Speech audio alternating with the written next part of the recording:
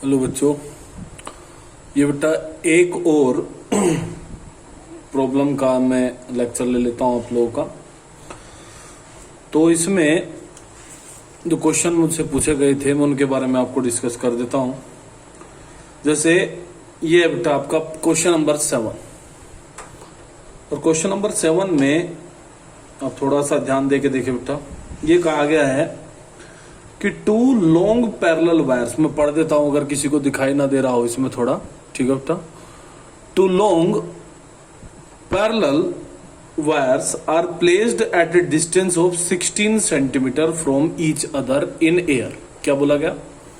Question number देखो, ये है बेटा ये 7th, ठीक है, ये वाला क्वेश्चन है। कह रहा है कि दो लॉन्ग पैरेलल वायर्स हैं जो प्लेस्ड हैं कहां पे बेटा आपका 16 सेंटीमीटर पे, ठीक है, 16 सेंटीमीटर पे प्लेस्ड है एक दूसरे के साथ। तो मैं यहीं पे बना देता हूं। ये मान लिया बेटा ये वो दो पैरेलल वायर्स हैं ऐसे, ठीक है। फिर कह रहा है कि placed at a distance of 60 centimetre from each other, यानी कि दोनों के बीच का जो सेपरेशन है वो कितना है बेटा आपका, वो 16 सेंटीमीटर इसने दे दिया आपको। फिर कह रहा है कि इन एयर, यानी कि यहाँ पे एक तरीके से एयर है जहां पे ये आप लोग वायर्स को रखे हुए हैं। Each wire has a current of 4 ampere, ठीक है, दोनों तारों में 4 एम्पियर का करंट है, यानी कि करंट का वैल्यू सेम है। कह रहा है कि calculate the magnetic field at the midpoint between them when the current in them are.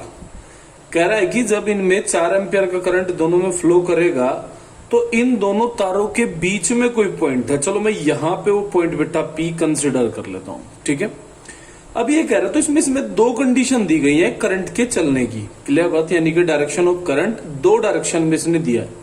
पहला डायरेक्शन क्या है, इन द सेम डायरेक्शन, कह रहा है कि दोनों का डायरेक्शन कैसा हो जाए बेटा आपका सेम। और सेकंड केस क्या कहा गया है कि दोनों का डायरेक्शन कैसा हो जाए बेटा आपका अपोजिट। तो सबसे पहले हम सेम के बारे में बात करते हैं कि अगर सेम डायरेक्शन होगी करंट की तो मैग्नेटिक फील्ड कितना होगा एट पॉइंट पी, क्लियर बेटा बात। तो यहां पे मैंने मान लिया कि ये I1 है, कितना है बेटा 4 एम्पियर, और ये I2 है, ये भी कितना है बेटा आपका 4 एम्पियर। दोनों का डायरेक्शन कैसा है आपका सेम। अब एक चीज बताइए, किसी भी सिंगल वायर से, ठीक है, अगर आप लोग मैग्नेटिक फील्ड देखना चाहते हैं, ठीक है, तो हम लोगों ने पढ़ा है बेटा कोई स्ट्रेट वायर अगर हमारे पास है और उसके सेंटर पे अगर पॉइंट है कोई, ठीक है, तो जो मैग्नेटिक फील्ड होता है, ठीक है, जो मैग्नेटिक फील्ड होगा वो कितना होगा। तो उसके लिए आपको सबसे पहले इस वायर से इस पॉइंट तक का डिस्टेंस की जरूरत पड़ेगी। तो जाहिर सी बात अगर कंप्लीट ये 16 सेंटीमीटर है तो ये कहां पे है बेटा, इसके बिल्कुल बीच में, यानी कि ये कितनी होगी बेटा आपकी 8 सेंटीमीटर, और ये भी कितनी हो जाएगी बेटा आपकी 8 सेंटीमीटर, क्लियर बात। अब अगर यहां पे मैं सबसे पहले तार की बात करता हूं, यानी कि इससे कितना मैग्नेटिक फील्ड होगा, तो मैं जानता हूं फॉर्मूला कि मेरा जो बी होता है इस कंडीशन में वो कितना होता है बेटा आपका म्यू0 upon 4 pi 2I upon R. ये बात क्लियर होगी बेटा। तो अगर इस फॉर्मूले को मैं पहले वायर में यूज करूं और उसके मैग्नेटिक फील्ड को अगर मैं B1 बोलता हूं तो B1 कितना होगा बेटा आपका म्यू0 अपॉन 4 पाई का वैल्यू कितना 10⁻⁻7 होता है, 2 इंटू I कितना है बेटा आपका 4 है अपॉन R कितना है बेटा आपका R अगर आप लोग देखते हैं तो R क्या है बेटा आपका 8 सेंटीमीटर। तो 8 सेंटीमीटर का इसको मैं लिखूंगा बेटा 10⁻2 मीटर। 4 2 जा 8 कट जाएगा, ये ऊपर जाएगा तो कितना बचेगा बेटा आपका 10⁻5 टेस्ला। अभी हम डायरेक्शन की कोई बात नहीं कर रहे हैं, खाली हम मैग्नीट्यूड देख रहे हैं भाई B1 और B2 का कितना मैग्नीट्यूड होगा। तो जाहिर सी बात है जितना B1 होगा बेटा सिमिलर सारी की सारी कंडीशन है B2 के लिए भी, तो B2 का मैग्नीट्यूड भी क्या रहेगा बेटा आपका सेम ही रहेगा, क्योंकि करंट भी सेम है, बीच का सेपरेशन भी सेम है, क्लियर बेटा। अब बात आई हमें तो रिजल्टेंट चाहिए, तो रिजल्टेंट निकालने के लिए हम क्या देखते हैं बेटा आपका वही पैरेलल, एंटी पैरेलल और कोइनिशियल वेक्टर, क्लियर बेटा बात। इन तीनों पर ही हमें फोकस करना है। तो वो डिपेंड करेगा डायरेक्शन के ऊपर। अब डायरेक्शन के लिए आप क्या यूज करेंगे बेटा, आपका हैंड का जो आपका रूल है, ठीक है, राइट हैंड का जो आपका रूल है आप उसको यूज करेंगे, जो पाम रूल होता है, ठीक है। तो पाम रूल के अकॉर्डिंग मैंने कल भी आप लोगों को ये बात समझाई थी कि अगर कोई स्ट्रेट कंडक्टर आपके पास होता है तो स्ट्रेट कंडक्टर में अंगूठा करंट को डिनोट करेगा। यानी कि अगर मैं इस तार की वजह से इस पॉइंट पर मैग्नेटिक फील्ड देखना चाहता हूं तो मैं करंट की डायरेक्शन में अंगूठे को रख के अपनी उंगलियों को ऐसे फैलाऊंगा। किसकी तरफ को बेटा? उस पॉइंट की तरफ को जहां पे आपको मैग्नेटिक फील्ड निकालना है। आपका वो पॉइंट कहां पे है? यहां पे। तो आपको हाथ कैसे रखना पड़ेगा? ऐसे ही तो रखना पड़ेगा। तो अगर आपकी उंगलियां ऊपर की तरफ को हो गई, सॉरी अंगूठा ऊपर की तरफ को हो गया तो उंगलियां ऐसे जाएंगी। तो डायरेक्शन ऑफ मैग्नेटिक फील्ड अगर आप देखें तो किधर को आएगा बेटा? आपका डाउनवर्ड, नीचे की तरफ को। यानी कि जो B1 का डायरेक्शन है वो किधर को हो गया बेटा आपका? वो तो नीचे की तरफ को हो गया। ये बात बताइए सबसे पहले, क्लियर है या नहीं? ये आपका अंगूठा करंट की डायरेक्शन में, क्लियर बेटा बात। उसके बाद मैंने इसको स्ट्रेट किया ऐसे, और स्ट्रेट करने के बाद आपने पाया कि जो डायरेक्शन ऑफ मैग्नेटिक फील्ड है वो किधर को है आपका? नीचे की तरफ को, पहले वाले तार की वजह से। यानी कि मुझे पता लग गया कि इस पॉइंट पर B1 का जो डायरेक्शन है वो किधर को है बेटा आपका? नीचे को। तो नीचे की डायरेक्शन को किससे डिनोट किया जाता है? आपका क्रॉस से। तो मैंने B1 लिख के यहाँ पे क्रॉस लगा दिया। क्लियर बेटा बात। अब हम बात करेंगे सेकंड वायर में।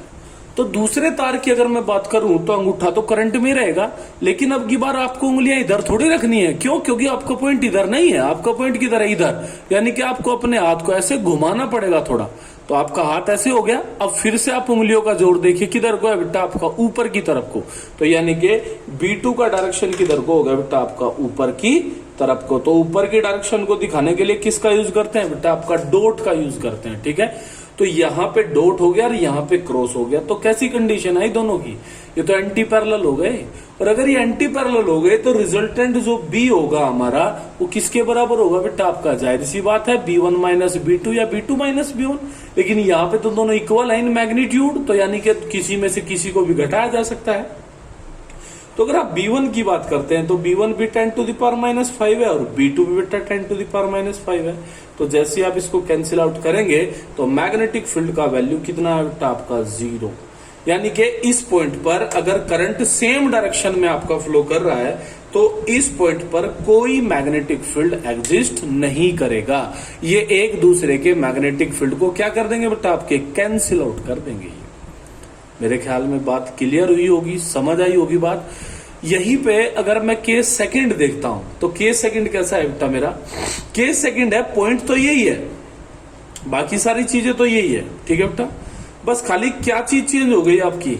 ये जो डायरेक्शन है करंट का, ये आपका कह रहा है कि बेटा अपोजिट डायरेक्शन में। तो यानी कि अगर पहले वाले तार में ऊपर की तरफ को करंट जा रहा हो तो दूसरे तार में किधर को जाना चाहिए बेटा आपका? नीचे की तरफ को। अब कह रहा है कि भाई अब फिर से रिजल्टेंट बताइए। तो B1 तो मैग्नीट्यूड अगर आप दोनों का देखते हैं तो जाहिर सी बात है कैसा रहेगा बेटा आपका? सेम ही रहेगा। ठीक है, क्योंकि कंडीशन फिर से वही है सारी, खाली जो रिजल्टेंट है वो कितना होगा। तो इस चीज को देखने के लिए आप लोग फिर से किसका सहारा लेंगे बेटा आपका? अपने रूल का। तो रूल के अकॉर्डिंग पहले तार की वजह से मैग्नेटिक फील्ड नीचे की तरफ को ही रहेगा। यानी कि जो B1 का डायरेक्शन है वो अभी भी किधर को रहेगा बेटा आपका? डाउनवर्ड। लेकिन अगर आप यही चीज B2 के लिए देखते हैं, यानी कि I2 के लिए देखते हैं, तो I2 में अब की बार वायर में करंट किधर को है? नीचे की तरफ को। तो जो आपका अंगूठा है वो किधर को जाना चाहिए बेटा आपका? नीचे की तरफ को। तो आपका जो उंगलियों का दबाव है वो भी किधर को रहेगा बेटा आपका? वो भी तो नीचे रहेगा। यानी कि अब की बार दोनों का जो डायरेक्शन है आपका सेम आ गया। यानी कि B2 भी किधर को हुआ बेटा आपका? डाउनवर्ड। यानी कि दोनों एक दूसरे के साथ कैसे हो गए? पैरेलल। और जब पैरेलल होता है तो B किसके बराबर होगा बेटा आपका? B1 प्लस B2 के। यानी कि जब दोनों को मैं प्लस करूंगा तो जाहिर सी बात है कितना हो जाएगा बेटा आपका? 2 into 10 to the power minus 5 decimal. मेरे ख्याल में क्वेश्चन समझ आया होगा बेटा। ठीक है, प्रैक्टिस है, देखिए। ठीक है, प्रैक्टिस करके लगाइए इनको, कोई दिक्कत नहीं बनेगी। सेकंड क्वेश्चन, ये 8 भी पूछा है ये वाला। तो ये 8th क्वेश्चन भी मैं एक बार पढ़ देता हूं। इसको तो मैं मिटा दूं एक बार, ऐसे मैंने मिटा दिया, चलो इसको। तो सेकंड जो आपका क्वेश्चन है, मीन्स 8th जो क्वेश्चन है बुक में, ये कह रहा है बेटा कि 2 इन्फिनिटली लॉन्ग इंसुलेटेड वायर्स। ठीक है, 2 आपके इन्फिनिटली लॉन्ग इंसुलेटेड वायर्स हैं। ठीक है, तो are kept perpendicular to each other. उसका फिगर भी आपको दिया गया है, देखो ये। यानी कि अब की बार पैरेलल नहीं है ये वायर, ये एक दूसरे के साथ परपेंडिकुलर है बेटा। तो परपेंडिकुलर मींस, चलो मैं यहां पे बना देता हूं फिर से।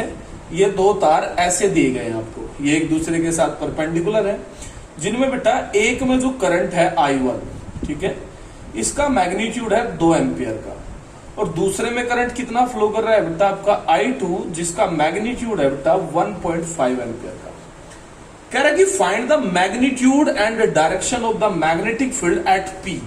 कोई P पॉइंट है, तो वो P पॉइंट कहां पे दिया गया है बेटा फिगर में, यहां पे वो P पॉइंट दिया गया है। क्लियर है बात। डिस्टेंसेज की अगर वायर से आप बात करें तो वो भी गिवन है, और पहले वाले तार यानी कि जो ये वाला तार है, इससे डिस्टेंस कितना दिया गया है बेटा आपका 3 सेंटीमीटर, और इससे डिस्टेंस कितना दिया गया है आपका 4 सेंटीमीटर। बात क्लियर है। तो कह रहा है कि the direction of current is reverse in one of the wire, what would be the magnitude of the field P। वही सेम टू सेम कंडीशन है बेटा कि एक बार तो जब करंट की डायरेक्शन दोनों में सेम हो, और एक में जब आपकी अपोजिट हो जाए, तो इस P पॉइंट पर आपको बताना है कि कितना मैग्नेटिक फील्ड आपका जनरेट होगा। क्लियर बेटा बात। तो मैग्नेटिक फील्ड रिजल्टेंट देखने के लिए सबसे पहले हम इनकी वैल्यू फिर से वही है बेटा अलग अलग निकाल लेते हैं। तो फॉर्मूला हमारे पास है ही, तो B1 पहले वाले तार की वजह से कितना बेटा आपका μ0/4π 2I1 अपॉन R या X, जो भी आपको मानना है। अब μ0/4π का वैल्यू कितना होता है आपका 10⁻⁻7, टू एज इट इज बेटा। I1 कितना है आपका 2 एम्पियर अपॉन R क्या है बेटा, पहले वायर से कितनी दूरी पर है ये आपका P पॉइंट 4 सेंटीमीटर पे, तो 4 इंटू कितना होगा बेटा आपका 10⁻², 2 2 जा 4, ये कटेगा तो कितना बचेगा फिर से 10⁻5 टेस्ला ही आएगा। इसी तरीके से अगर आप B2 की बात करें तो B2 अब की बार अलग होगा, क्यों, क्योंकि I2 बेटा अलग है और बीच का सेपरेशन भी अलग है। ठीक है, तो ये वैल्यू मैं डायरेक्ट ही पुट कर रहा हूं 10⁻⁷, 2 इंटू I2 कितना है बेटा 1.5 अपॉन 3, तो 3 इंटू सेंटीमीटर में है, तो फिर से कितना होगा बेटा आपका -2। ये 1.5 इंटू 2 3 होता है, ये फिर कट जाएगा, ये फिर से कितना मिलेगा बेटा आपको, B2 भी हमारा आ गया बेटा 10⁻⁵ टेस्ला। ठीक है, लेकिन हमें दोनों की वैल्यू अलग अलग तो चाहिए नहीं, हमें तो दोनों का क्या चाहिए बेटा आपका रिजल्टेंट फाइंड आउट करना है। ठीक है, तो रिजल्टेंट को देखने के लिए फिर से आप किसका यूज करेंगे बेटा, हमारे पास जो रूल है। अब रूल जब मैं इस वाले वायर में लगाऊंगा तो अंगूठा करंट की डायरेक्शन में, उंगलियां उस पॉइंट की तरफ जहां पे आपको मैग्नेटिक फील्ड चाहिए। तो यहां है मेरा पॉइंट, तो मैंने उंगलियां ऐसे कर ली, तो आप लोग देख सकते हैं कि आपकी डायरेक्शन ऑफ मैग्नेटिक फील्ड किधर को आई बेटा, आपकी नीचे की तरफ को, मीन्स डाउनवर्ड। तो यानी कि जो आपका B1 है उसका जो डायरेक्शन है B1 का, वो किधर को हो गया बेटा आपका डाउनवर्ड डायरेक्शन। किसके रिप्रेजेंट करेंगे बेटा आप उसको, क्रॉस से। ठीक है, इसी तरीके से अगर आप लोग अपने दूसरे वायर की बात करें तो दूसरे वायर में अगर आप करंट को देखते हैं तो करंट कैसे मूव कर रहा है बेटा आपका ऐसे, तो यानी कि अंगूठा ये हो गया, लेकिन आपकी उंगलियां इधर नहीं, क्योंकि पॉइंट इधर नहीं है आपका, किधर है बेटा इधर, तो किधर रखना पड़ेगा आपको इधर, तो यानी कि ऐसे अंगूठा और ऐसे आपकी उंगलियां। तो अगर आप B2 को भी देखते हैं तो वो भी किधर को है बेटा आपका, वो भी तो डाउनवर्ड ही हो गया। तो अगर वो डाउनवर्ड हो गया तो यानी कि B1 और B2 का डायरेक्शन कैसा हुआ बेटा आपका, बिल्कुल सेम। क्लियर है बात। और जब डायरेक्शन सेम हो गया तो इसका क्या मतलब हुआ कि दोनों पैरेलल हैं, और पैरेलल में रिजल्टेंट कैसे निकलता है बेटा आपका, प्लस हो गए, means B1 plus B2। Clear है बात। तो जैसे आप दोनों को प्लस करेंगे तो फिर से आंसर कितना होगा बेटा आपका 2 इंटू 10⁻⁵ टेस्ला।